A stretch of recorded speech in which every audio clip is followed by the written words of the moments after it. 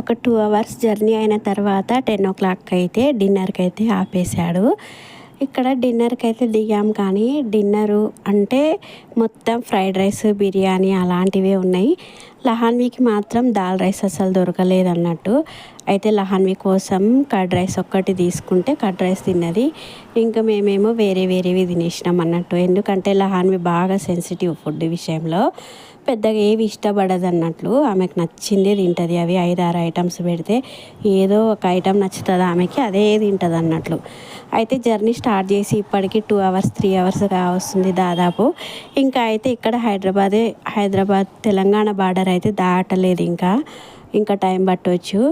దాదాపు మా ఊరి మీద నుంచి అయితే బస్సు వెళ్తుంది. కర్నూలు, ఆలగడ్డ, నంద్యాల అటు నుంచి అయితే వెళ్తుంది. కానీ అది ఏ చీకట్లో ఎప్పుడు వస్తుందో తెలియదు. ఎందుకంటే స్లీపర్ బస్సు కదా, కర్టెన్స్ వదిలేసి పడుకుంటే అసలు టైం కూడా తెలియదు, ఎప్పుడు ఊరు దాటేసిందో కూడా తెలియదు. కొన్నిసార్లు మన ఊర్ల మీద నుంచే వెళ్తుంటాం, కానీ దిగడానికి వీలుండదు, చూడడానికి కూడా వీలుండదు. మేము కూడా సేమ్ అలానే మా ఊరి మీద నుంచే వెళ్ళాము, మా ఊరి మీద నుంచే వచ్చాము, కానీ దిగడానికైతే అసలు కుదరలేదు. అట్లాగో ఇట్లాగో డిన్నర్ అయితే ఫినిష్ చేసి మళ్ళీ స్టార్ట్ అయ్యాం.